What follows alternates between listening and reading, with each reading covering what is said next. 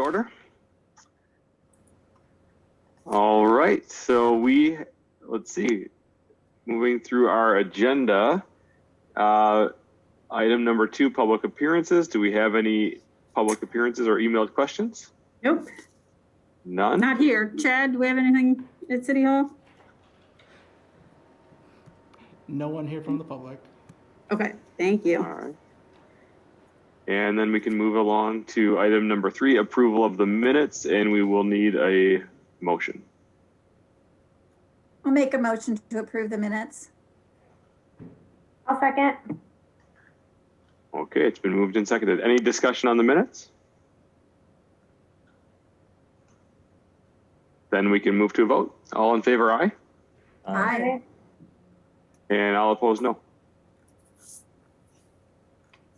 Okay, motion passes, and we'll move right along to item number 4, treasurer's report and the December 2020 financial overview. All right, so this is kind of exciting because it is a snapshot of all of 2020.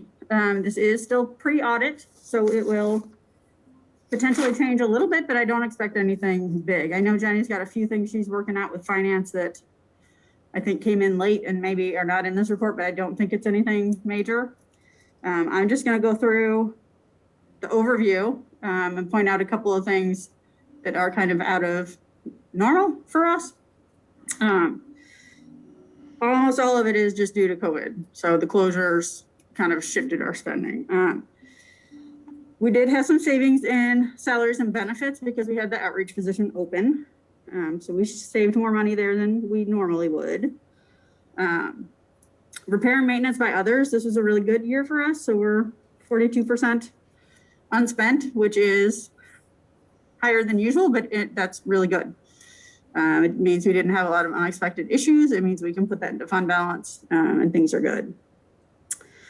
Performer and presenter contracts. So that's 93% unspent. I think we had maybe two hired performers the whole year. So that is COVID related.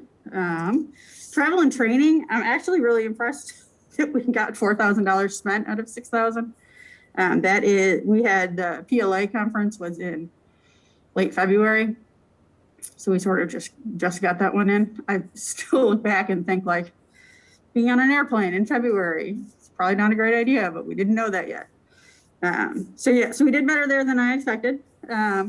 Operating materials and supplies, $340. That is where we take a lot of money for programming. So that is typically an account that we will overspend and then match with extra revenue. But this year it is underspent quite a bit.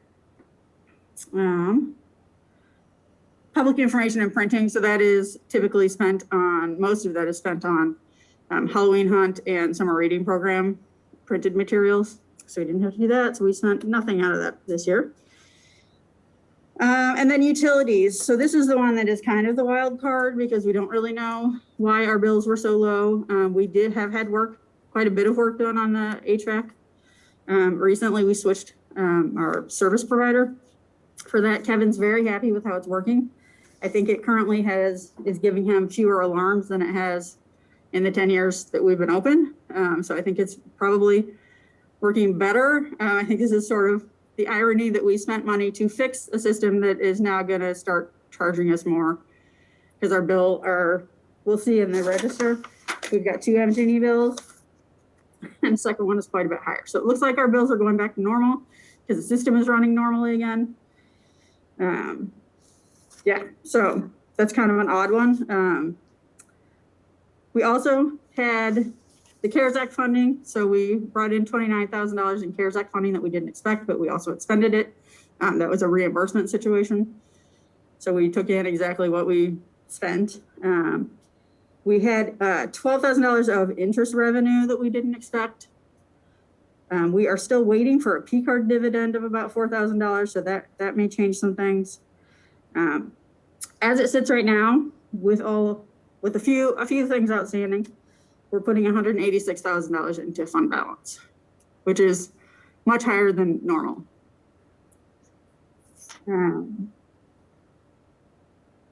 Yeah. Are there questions? I think that's everything in the register I wanted to touch on as well.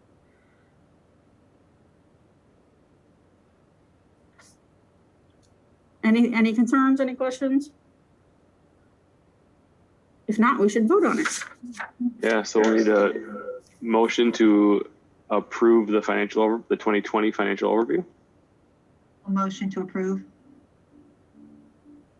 I'll second. Moved and seconded. Any discussion, any other questions? All right, we'll go to a vote. All in favor, aye. Aye. Aye. Aye. Opposed, no. Okay, motion passes. Moving right along then to item 4B, December 2020 financial register.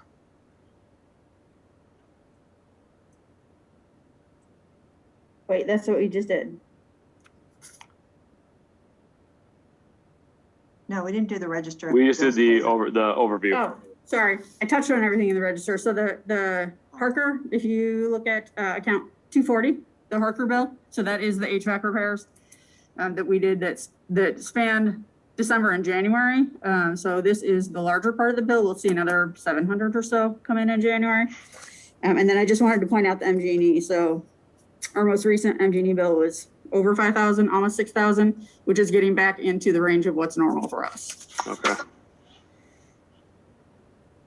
Everything else in there is pretty normal. All right, then we will need a motion to approve the 2020 financial register. I'll motion to approve it. I'll second. It's moved and seconded. Any discussion? Welcome, Ben. And so we can move to vote. All in favor, aye? Aye. Aye. Aye. Opposed, no? All right, motion passes. What did I just vote Thank yes you. on? Finance, Sorry, that was the finance register. perfect. All right, welcome, Ben. And moving on to item number 5, unfinished business. Any unfinished business? I don't see any on the agenda, so we'll move on to item 6, new business. 6A, approval of the state DPI annual report. All right. So this is one of the bigger things that we have to put our stamp on every year. So this is all the information about our operations that goes to Department of Public Instruction. We legally have to have this in by the end of February every year. Just kind of a challenge this year because they didn't make it available to us until about 2.5 weeks later than usual. And there's been quite a few glitches in the system, but everything came out fine for us. I'm going to go through and hit some of the high points that I think are interesting.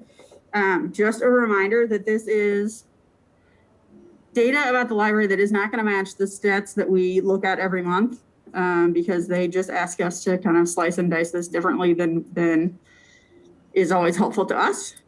So I don't ever expect these numbers to exactly match. We also have to put revenue and operating expenditures in here. And they know it's not audited. They know it's not final. Those numbers will also probably not, in the end, match what we have on our finance report. Took me about 8 years to come to terms with that and be okay with it, but that's just the way it is.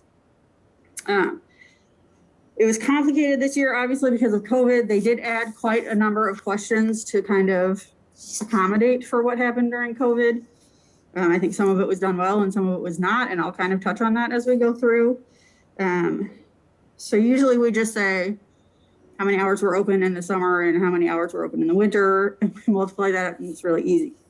This year we had to say, we had to account for the weeks that we were closed completely, and then we had to average the number of hours that we were open in summer, which is when we started curbside and we were doing limited hours, and then winter hours, which turned out to be sort of what normal curbside for us turned out to be.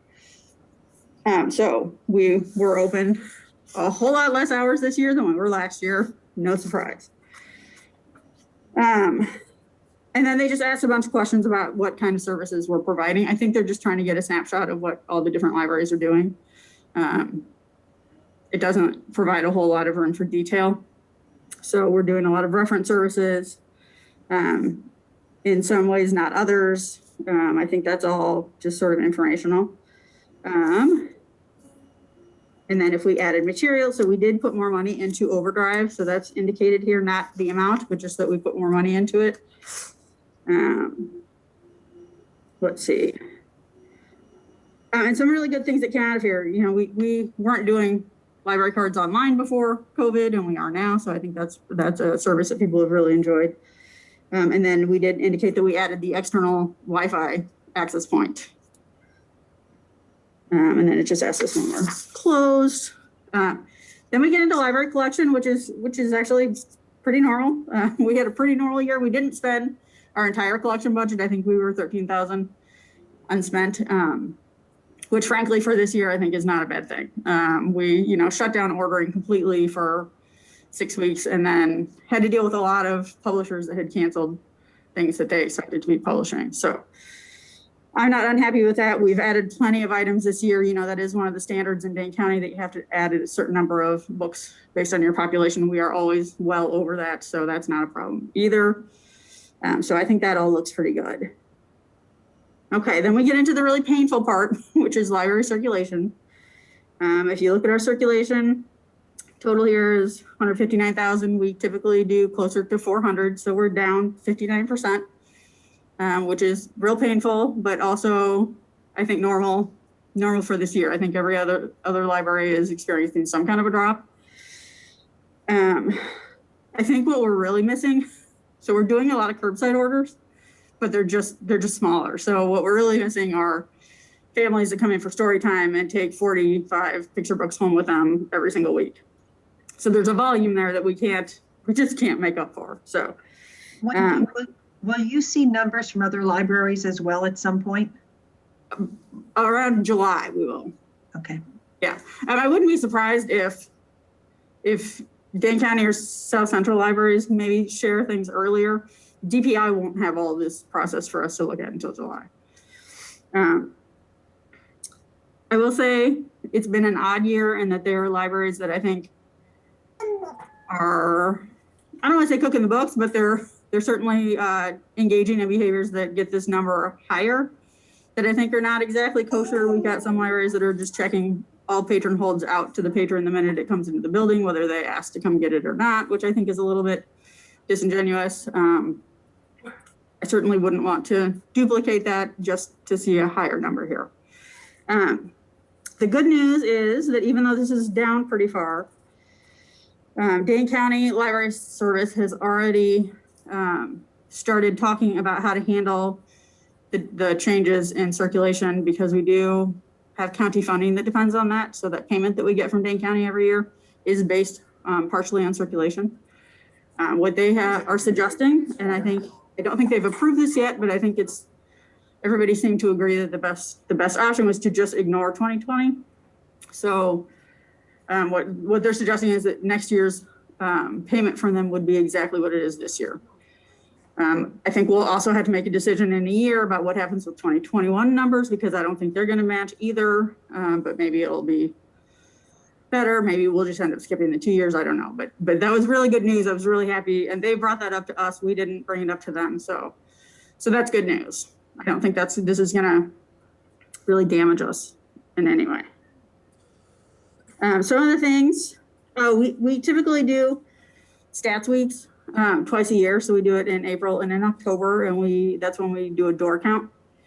So you'll see on here that we just did not collect it.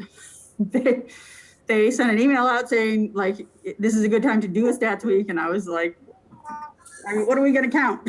We're going to count our staff going out to take books outside? That doesn't do anything. So we opted not to do that.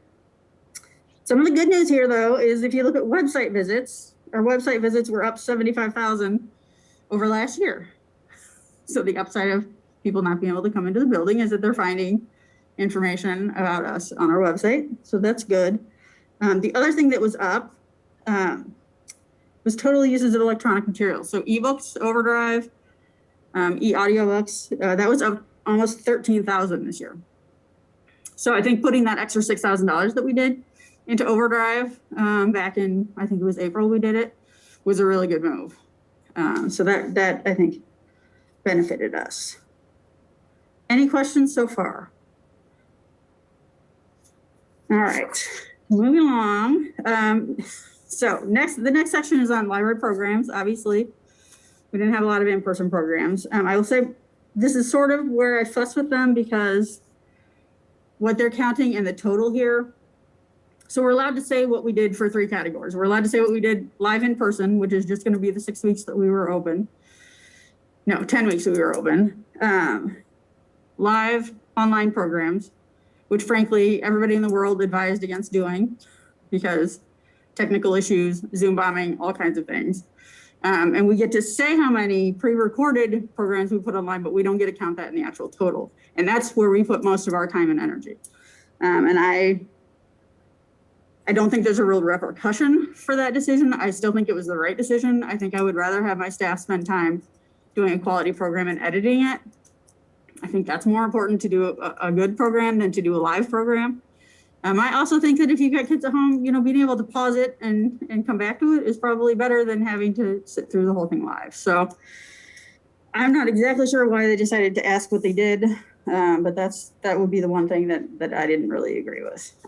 Obviously, these numbers are much lower than normal. That's just sort of COVID. All right, so you're all listed here as being library board. And then we go into operating revenue. None of this should really be a surprise. We did have the CARES Act funding, you'll notice in here, that gets added under federal funds. They do ask us what our allocation is for next year, for this year, just to ensure that the municipality doesn't reduce our budget greatly. If that triggers is more than a certain percent up or down, then it triggers them to ask some questions. Okay. Operating expenditures. We did save some money in salaries and benefits, as we talked about when we looked at the finance report. That's because of the outreach librarian position being open. At this time, we are still leaving that open. You'll notice that the benefits went up. The irony of having one less person with benefits and our numbers still went up just because it all increased from year to year. And then library collection expenditures. So they always want to know what we've spent on materials. And we were down $12,500 from last year, but $13,400 from what we expected to spend. That's just going to go into fund balance. I don't think that hurts us at all. Frankly, because we're not checking out 45 picture books to everybody that comes to story time, we're pretty tight on space right now in the building, and we're doing a lot of weeding and trying to get the collections to fit and to look good, so that when we open, it all looks good. But I don't know that we could have fit another $13,000 worth of books, at least not in the youth department. All right. Good news. This is something we should all pat ourselves on the back. If you look at Section 8, other funds held by the library board, our fund balance is at $700,000. This matches the pink box that you see on the finance report every month. But again, it's sliced and diced a little differently. So they don't care here what's restricted and what's unrestricted. They just put it all in one pot. But that's a good number. I think we're in a good place for having started 10 years ago with nothing in savings. Just makes me feel really good about where we stand financially. All right, moving along. And then they ask us to say who our staff are. Note that in this, you'll see some positions that are at 80 hours. That's not 80 hours a week. That's 2 positions with the same title. Shelvers, we've got 100 hours a week. That's not one poor person doing all that shelving. That's 10 people. And then in our total library staff, 19.25, that didn't change from last year. So that is counting our outreach librarian that's open, because we do plan to fill that. We did put that in. Okay, so this next section is public library loans and material to non-residents. So you may have heard me talk about adjacent county payments in the past. So when people outside of our county in an adjacent county that don't have a library for their address, when they borrow from us, we are reimbursed at 70% for that service. This is where I think we are going to see a financial impact in 2021, because these are down 57% from 2019. The total that we brought in this year I've got it up on my wall here, about $11,000. So I think we can probably expect to see 5,000 next year. So that will affect us. That's not a huge amount of money. I think we can absorb that, no problem. All right, then I always want to know if we have internet, how we do that. Oh, and then they stuck another programming question in here at the very end. I don't know why it's here, but self-directed activities, which is actually really good because this is where we were able to put the Take Home Tuesday craft kits, so that we can get credit for doing that kind of program. So we've been doing a lot of those for kids, and we have a few for adults that have been really popular. So I think we'll continue to do that. All right. Okay, then we come to the part where we have to check off a bunch of stuff that says that we are a legal library, that we are free for everyone to use, that the board complies with all the statutory requirements. And this is the really important one that I'm always stressing to people, is that the library board has exclusive control over the expenditure of all monies collected, donated, or appropriated for the library fund. So this is what protects us from having the municipality say they'd like to take our budget and send it somewhere else. This is also why I'm constantly on the finance department to tell me when they spend any money that's connected to the library. So this is just all the things that we have to do to legally be a library. And we've done them all. Then we will say in the next statement, we have to say if we are pleased with the support that we get from our library system, because it is a legal requirement for us to be in a system. They always check in to see how that's going. If we did not agree to this statement, we could put in a statement. And I think we'd be having some real serious conversations with South Central. We're very lucky to be in the area that we are because South Central does a great job for us. We get a lot of services out of them for what I think is a reasonable amount of money. So I checked that they did provide effective leadership. And that is the whole report. Any questions, any concerns? No concerns. One question, not really related to the report, but related to the external, you mentioned the external Wi-Fi that you put in. Do you have any data on that to know how many people are using it? No, I can look at. I'm just curious. I mean, it's really just a curiosity. So it's not our wireless sessions urgent. have. Yeah, so we put that in October. If you look at the statistics page that we send out. Yeah. If you look at the end of last year, you'll see it kind of picks up in October. I'm guessing that's what that is. So yeah, we can't tell access point by access point. So there's going to be some amount of staff walking into the building with a device in it connecting. Yep. Right, because I think every single one of us brings in at least one device. Yeah, but that's my guess. I can say anecdotally that I sit in the conference room now, so I see everything that's going on out front. Yeah. And I know several people that are here a lot using it because I recognize the cars, and it's been really nice that they've been able to shift over to the other side of the parking lot and not sit in the handicap spots when people are coming to pick up for curbside. Yep. Yeah. Oh, it's good. Yeah. So you are seeing people in their cars. Yes. Yep. Yes. People that used to have to bring their laptop up to a bench, and then we would have to sort of finagle, like, is that bench within 6 feet of people that are trying to pick up their books? That kind of thing. So it's been really nice. That's great. Yeah.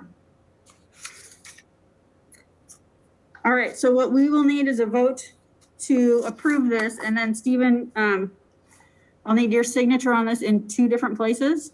Yep. And then we'll get it submitted to South Central first, and then they'll submit it to DPI for us. Oh, Toby, you're muted.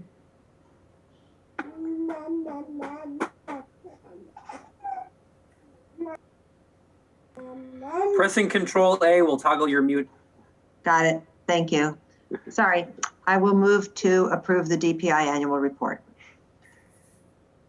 I'll second. All right. Thank you. It's been moved and seconded. Any further discussion? We'll move to a vote then.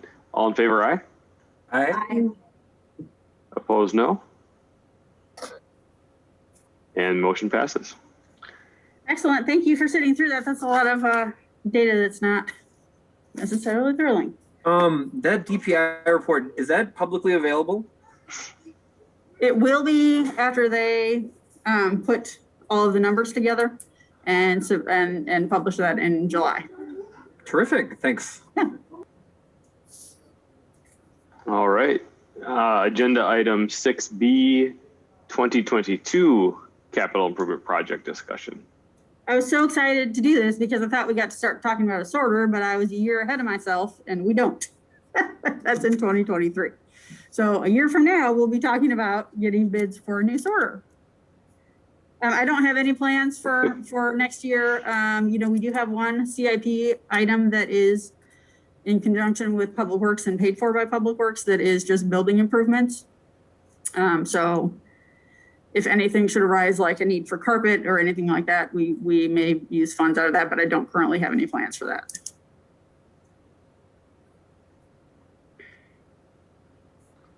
Very good. So that's it then for this item, Wendy?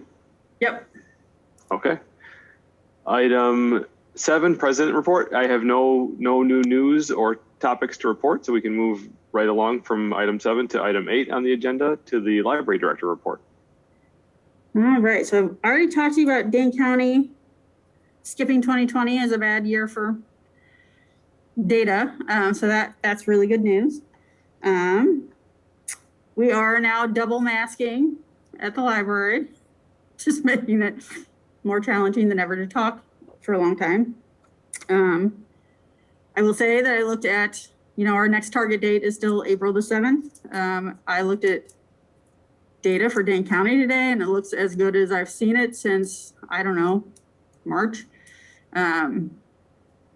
So I want to get hopeful, and then I keep hearing about how the new variants are all going to be in place by March and it's going to change everything. So I feel a little bit hopeful right now that maybe April 7th is a real date, and then I don't want to get too hopeful. So I think we'll just have to talk about it at next month's meeting. Some good news that I saw breaking right before we started was that the Pfizer vaccine seems to be effective against the South African variant. Oh, good. That's great news. That would be great. Yeah. So I think I shared with you last month that we had a Dane County director meeting and Joe Parisi came on Zoom, and we were trying to convince him to put library staff into group 1B. I don't think we were successful. I haven't heard that we were, but yeah, I don't know. I still feel, we talked about this last month, but I still feel like if we get the library staff vaccinated, we'd be much more comfortable opening up. I mean, I think right away for express services. But I go back and forth between thinking that'll happen in the spring and that it won't happen until summer. So has there been recognition of the fact that MMSD is going to be reopening in the beginning of March? I mean, we'll take that into account. I don't know that changes. Okay. Yeah, I wasn't sure if we'd given a directive earlier that we were mimicking or like imitating. I think it's sort of the opposite. Is that we're all concerned that if we open when the schools are closed, right, that we're just going to be a drop-off point. So I don't think that the school's opening automatically means that we're going to open. Okay, I may have just misunderstood the language that we used when we discussed this in the past. Yeah, I think we get to make a decision on whatever we want to. I feel like at this point, I'm still hoping for vaccines for the staff. Yeah. I think that's the only thing that's really going to make people feel comfortable being exposed to hundreds of people a day. Again, I don't know when that's going to happen, so I don't know if that's realistic or not. I think that's a reasonable and well thought out plan. Yeah. And even the and I don't know it by heart, but even the MMSD reopening plan, it starts with kindergarten on March 9th, and it's still a long way between that and having middle school and high schoolers back in. So probably the majority of students would still be virtual, Wendy, which means, opening up, they would have a certain interest and need or desire, I should say, to kind of visit the library, which that might be sort of overwhelming demand for your services. Right. Yeah, and I think then we're into the situation where we can't open the study rooms. I mean, I don't anticipate those opening right away, and then and enforcing some sort of like time limit, so you can come and browse for 30 minutes or an hour, but you can't stay here for the whole day. So that'll be interesting. I think that.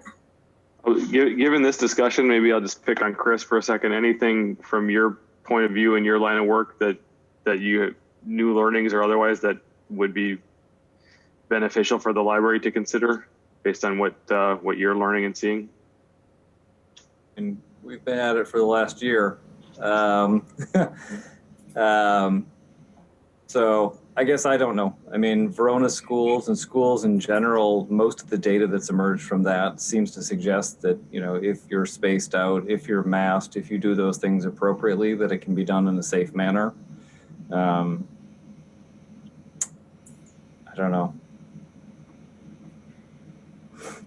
I would feel better about using that for our data if we had a set number of the same people coming in every day. I think part of what makes me nervous is that we're exposed to, the 150 people that come in Monday are not the same 150 people that come in Tuesday or Wednesday or Thursday. So I feel like the cumulative effect of exposure seems much higher in a public building than it does in a school.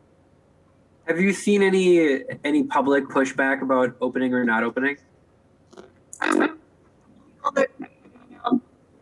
That's that we're not opening. You get a few people on the side that they think we should be open, but not. I would get more. I'm real thankful for this. We get more thank yous for doing curbside. Doing it. Yep, and I don't hear anything on this end. I'm hearing audio issues as well. Do I sound like a robot? Yes, it's you, Wendy. I'll be right back. This happens all the time. Wow, sorry, it's just kind of funny because I hear about what we call robot effects at this, like in the school environment. I've never heard it sound so distinctly like a robot before.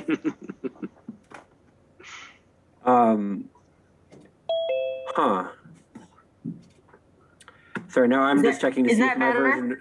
It is. Yep, much better. Thank you. I had to get a new laptop because I didn't have a camera on my last one when we went home for quarantine, and it's brand new, and I sound like Darth Vader like every third meeting, about an hour in.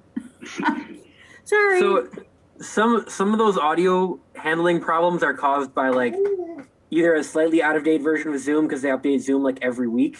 Yeah. And apparently, like if you set your microphone and your speaker to be the same as the system, that supposedly fixes some audio problems. Oh, all right. The last one is whether you're using the desktop Zoom platform or the Chrome extension can have an effect. I don't know if these, I don't know which one you have installed in your computer. I have both. So sometimes things that seem like they're weird is because I'm using a different version of Zoom to access a meeting. Yeah, I think I'm going to try uninstalling and reinstalling and seeing what happens. Sorry about that. No problem. I think that's all that I wanted to talk about summer reading a little bit. So not knowing what's going to be happening this summer, Tim and I are planning on doing summer reading on Beanstack again. So the online program that we purchased last year, so you can do it either online or you can do it on the app. And then we are going to do performers, but they're going to be online performers, so that we're not getting a group of people together. We thought maybe if things were really good, we could do a petting farm, and at least it would be outside. But I don't think that we're that hopeful. So I think we're just going to hire 3 different performers that will do an online program for us. So that's all I have for library director report. Okay, we can move along to item 9, committee reports. Anything to add on the committee reports? Facilities, I mentioned when we were talking about budget about the HVAC system. So we've had a lot of work done on that. We had a slow leak that our last service provider didn't feel like was worth looking for. The new one disagreed and found it and fixed it. So that's great. He also, because he was spending so much time down there, was hearing one of the compressors, would try to start up in the morning and have a real hard time and then go into alarm and not function. And he was able to diagnose that problem and fix it. So things are really good with the HVAC right now. I think Kevin's very happy with it. The PA system update. Kevin and I made a decision to work with the vendor who gave us the quote for the new system, but to, instead of going with the new system, asking him to spend some time trying to diagnose what is wrong with our current system, with a cap on that labor at between $500 and $1,000. So we're not putting a lot of money into it, but we're putting enough in to see if this is a salvageable system or not. I think that then on top of that, if it is salvageable, I think we'll have to put some money into replacing speakers, because I know we've got some areas of the building that are not getting any kind of input from the PA system. But he was also already able to point out a connection problem that we were having that didn't fix everything, but fixed something. So he is back on Friday. He's going to be working with Kevin to kind of diagnose where we've got problems and what he thinks it would take financially to get this one up and running. So fingers crossed that turns out the way you want it to. Do we know what the usual life is of a system like this? I feel like they're supposed to live forever. I don't. I really don't. I feel like Okay. I've never been in a building where I've had to replace it, and I've worked in some pretty old buildings. Okay, thank you. Yep. All right, that's all I have for facilities. For personnel, we did hire 2 new shelvers, so we are fully staffed other than the average librarian. One of them has already started and one will start at the beginning of March. And that's good. What we're going to try to do now that we have all of our shelvers in place is to do a building-wide shelf read. So that's something we've noticed that some things are out of place and we can't blame the public at this point. We can only blame ourselves. So we will be doing a full building.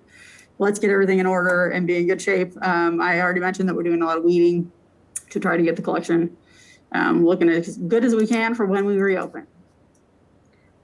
Just as just as a professional curiosity, what's happening to your weeded books at this point?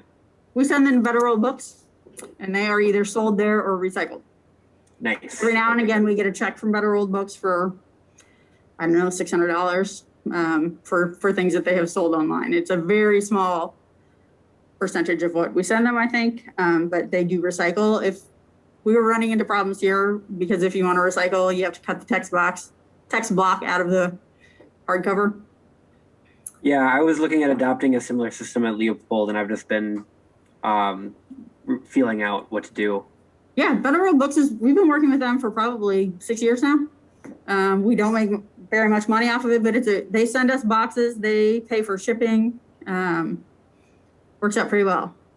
I mean, frankly, like just being able to know that your books aren't getting dumped in a dumpster is a benefit for me. Yeah.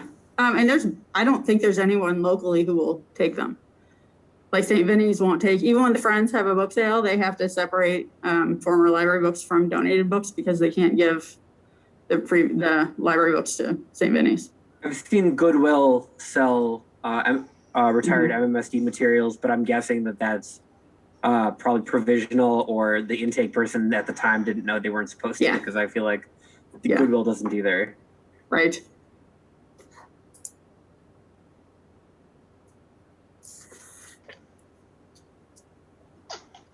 All right, Wendy, anything else? No, that's it. Very good. Then item 10, announcement, just our next meeting, March 17th already, 1 month from now, and same time, again, via Zoom. So with that, we will need a motion to adjourn, please. I'll motion to adjourn. I will second that motion. Thank you. It's moved and seconded. All in favor, aye? Aye. Aye. Opposed, no? All right. And we're done. February is in the books, and everybody have a good Excellent. month. We'll see you Thanks, in March. everyone.